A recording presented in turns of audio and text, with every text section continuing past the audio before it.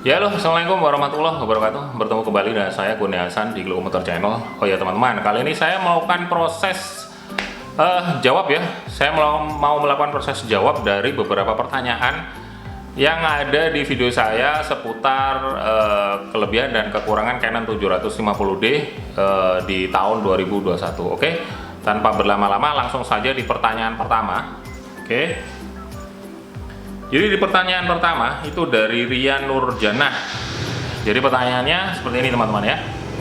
Bang, untuk video nge-YouTube mending Sony A5100 atau Canon 750D? Kalau dari sisi saya akan jawab yang pasti saya prefer 750D dengan beberapa pertimbangan. Yang pasti yang pertama adalah mic input. Jadi kalau di 750D sekarang lagi saya pakai untuk record ya. Kalian bisa nilai sendiri kualitasnya seperti apa. Di 750D itu sudah support mic input ya, jadi mic inputnya sudah support, tapi tidak support di Sony Alpha 5100, walaupun bisa diakali pakai media eksternal nanti disinkronize di software editor, video editor, di post produksi, tapi sebenarnya lebih praktis yang sudah langsung bisa support mic input. Oke, lantas kelebihan yang kedua adalah ini ya, Canon 750D lebih tahan untuk record lebih lama daripada Sony Alpha 5100. Jadi Sony Alpha 5100 itu masalah utamanya adalah overheating yang sering ditemui oleh beberapa user. Kalian bisa cari tahu sendiri, nanti bisa googling ataupun browsing seputar kelemahan Canon Alpha 5100. Jadi kelemahannya adalah overheating. Jadi kalau untuk record lebih dari 10 menit, kurang lebih average 10 menitan itu langsung auto shut off ya. Jadi mati sendiri karena memang nggak tahan panas ya. Kelemahannya adalah overheating. Beda sama Canon 750D yang lebih tahan.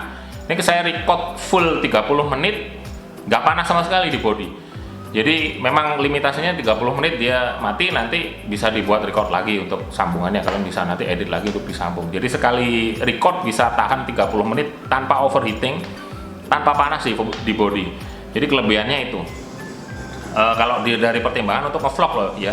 Kalau misalkan masalah autofocus memang kalah, tapi kalau menurut saya sudah cukup 750D. Kalian bisa coba sendiri ya. Coba ini saya tes ya autofocusnya. Ini udah face tracking ya teman-teman. Cepet sekali. Yang penting lightingnya proper. Kalau masalah noise segala macem, kalau Sony kan lebih menangnya di low light ya. Jadi di low light. Jadi kalian kalau untuk vlogging yang ngakalinya pakai lighting. Kebetulan ini saya sudah pakai lighting kanan kiri. Di video saya sebelumnya ada yang bahas soal video studio setup saya yang terbaru yang seperti ini. Kalian bisa contoh seperti itu. Kalau dirasa misalkan videonya cukup bagus, detailnya dapat, ya kalian bisa contoh aja. Jadi kalau dari pertanyaan pertama, kalau suruh milih mana buat ngevlog, saya prefer 750D. Oke, saya vote 750D.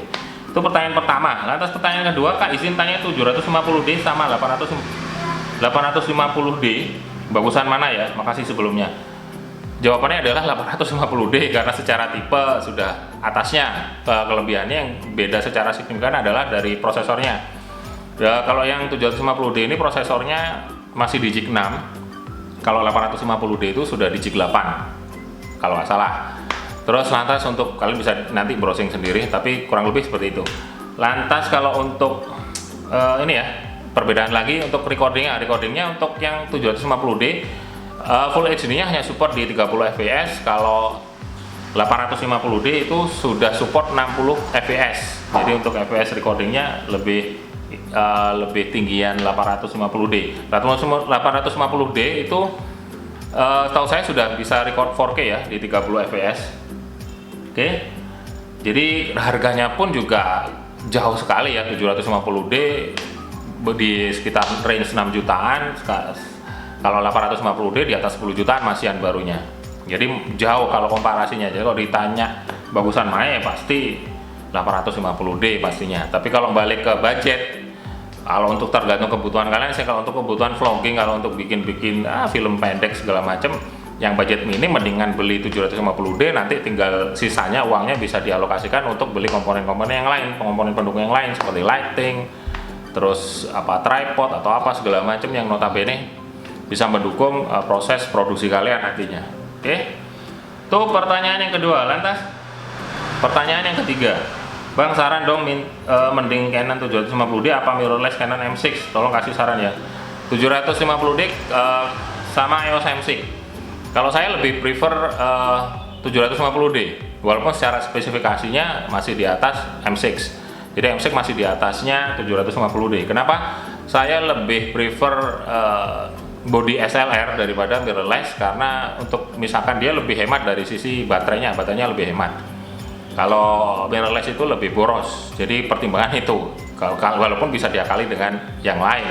Tapi kalau untuk saya secara pribadi untuk vote ya 750D, walaupun secara di atas kertas spesifikasinya menang M6. Kalau kalian tanya saya, tetap saya pilih 750D. Dari sisi harga sebenarnya masih 11-12. M6 pun yang garansi distributor juga 6 jutaan, 750D juga 6 jutaan.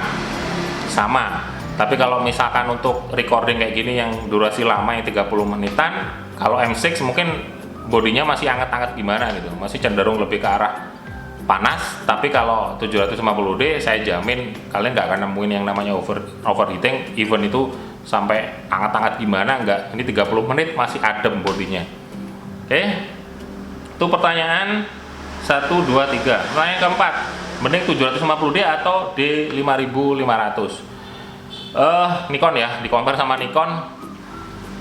Kalau secara spesifikasi D5500 di atasnya 750D karena dia sudah perekamannya sudah support 60 fps di Full HD nya. Kalau 750D masih di 30 fps. Secara titik fokusnya kalau D5500 kalau nggak salah 49 titik ya, kalau nggak salah. Kalian bisa cek sendiri 49 titik. Kalau yang 750D itu 19 titik. Jadi secara autofokusnya lebih cepetan di Nikon D5500. Tapi kalau UI-nya, maksudnya kalau apa ya, kayak Canon, sistemnya Canon itu, ekosistem Canon itu kayak apa ya, kayak aplikasinya Canon itu lebih gampang gitu loh untuk operatingnya. Buat yang yang pemula itu lebih gampang dioperate kalau ininya Canon. Boleh kalau di handphone itu UI ya, UI-nya lebih gampang lebih dioprek daripada Nikon. Jadi kalau misalkan mending mana, kalau foto saya prefer Nikon. Kalau buat video saya prefer Canon karena durasi perekaman Nikon D5500 kalau nggak salah limitnya di 19 menit untuk sekali record, 19 menit sampai 20 menit kalau nggak salah. Nanti kalau ada yang pernah pakai Nikon bisa tulis komentar. Oke? Jadi prefer mana? Tetap prefer 750D kalau saya. Kalau buat video, kalau buat foto Nikon. Oke, lantas pertanyaan berikutnya, bagusan mana M50 sama 750D? Kalau spesifikasi M50, dari kualitas video kayaknya sih M50 juga. Jadi karena dari harga pun masih selisih, masih mahalan M50 ya. Jadi bodinya lebih ke mirrorless ya kalau M50. Saya vote M50 sudah. Oke. Lantas pertanyaan berikutnya, Om, 750D sama 200D Mark II bagusan mana? 200D Mark II harganya sudah lebih mahal dari 750D, spesifikasinya di atas 750D. Tapi balik lagi budget kalian ini nyampe yang mana? Maksudnya kalau nyampe untuk beli 200D Mark II ya beli 200D Mark II. Oke. Pertanyaan berikutnya, 200D bagus mana ya Bang sama 200D? 11-12, tapi spesifikasi masih di atas 200D, tapi saya lebih prefer 750D. Nggak tahu, saya lebih seneng bodinya yang lebih besar daripada yang 200D. Itu kan kecil, bodinya lebih kecil dari 750D. Tapi kalau dari kualitas video, balik lagi, kalau kualitas video tergantung komponen pendukung ya teman-teman, lighting segala macam, banyak elemen lah kalau masalah kualitas video. Tapi kalau di sini ditanya ya sedikit 200D lah. Tapi kalau saya itu jawaban ininya ya, secara ininya di atas kertasnya. Tapi kalau saya pribadi tetap 750D. Oke, pertanyaan berikutnya, izin tanya Om, saya pengguna Canon 750D ditempel flash TT600, apa bisa nyala menggunakan fitur live view? Terima kasih. Harusnya bisa. Coba sendiri. Harusnya bisa, tapi saya belum pernah coba. Coba nanti sharing aja mungkin ada yang jawab nanti di komentar di video ini. Lantas software untuk cek shutter count kamera 750D apa Bang? Soalnya ada beberapa software aku pakai USB-nya, aku colokin ke laptop nggak bisa baca S-nya. Oke.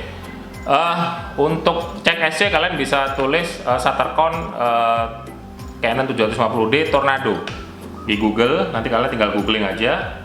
Jadi seperti ini ya. Coba saya nanti buka Google.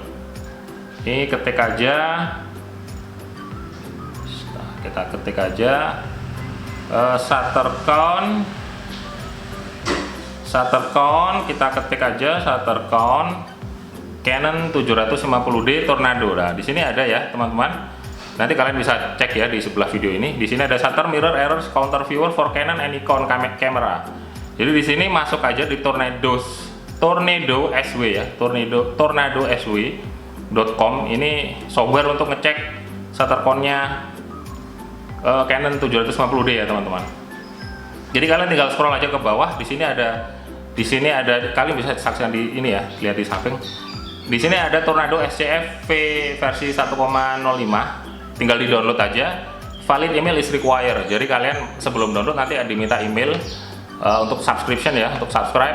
Jadi nanti kalian akan dapat email balasan berupa link download. Kalian bisa download, sisanya kalian bisa lakukan seperti di video-video yang lain ya, untuk cek shutter count ya. Jadi pakai kabel data, tinggal di connect ke kamera kalian, nanti akan muncul sendiri shutter count-nya. Bisa pakai PC ataupun pakai handphone yang sudah pakai adapter. Oke. Jadi itu software untuk ngecek shutter count. Oke, lantas ini ya, pertanyaan selanjutnya. Bagus mana Om, 750D sama M200? Yang pasti 750D, karena M200 nggak support mic input, dia mirrorless ya, kategori mirrorless. M200 mic input belum support. Lantas pertimbangannya itu tadi ya, baterainya pasti lebih awetan 750D. Jadi itu kalau disuruh milih. Lantas cara melihat shutter count sudah dijawab tadi di video sebelumnya. Minta saran bagus mana 750D dan 200D sudah dijawab. Bisa minta link pembelian. Nah, ini di bawah ini ya, link pembelian ini yang sering ditanya ya. Ini link pembelian. Apakah link pembelian di tempat adakah link pembelian? Ini nanya pembelian. Info toko di mana tuh bisa infokan, sama link pembelian juga. Jadi untuk link pembelian sengaja tidak saya cantumkan teman-teman ya. Jadi karena kemarin itu saya beli tinggal satu. Yang saya bisa kasih kasih gini ya, kasih sarannya gini. Kalau kalian mau beli, pastikan kalian chat sellernya, bahwa yakinkan bahwa si seller bisa meyakinkan kalian. Pastikan seller bisa meyakinkan kalian bahwa produk yang dia jual memang benar-benar baru dan shutter count-nya benar-benar nol. Yang baru-baru bener baru, shutter count nol. Kalau misalkan enggak, ya kalian bikin komitmen aja, nanti saya akan retur gitu. Setelah dicek pakai yang tadi software yang sudah saya jelaskan di sebelumnya. Jadi itu aja, bikin komitmen aja secara pribadi. Kenapa saya nggak sengaja tampilkan? Saya tidak mau merisikokan kalian kalau misalkan nanti saya rekomendasikan toko tersebut, ternyata dia jual produk yang sekarang, dalam tanda petik kemarin tinggal satu, ternyata yang sekarang dia jualnya rekondisi atau Canon-nya yang bermasalah atau segala macam, nanti saya nggak mau disalahkan oleh kalian.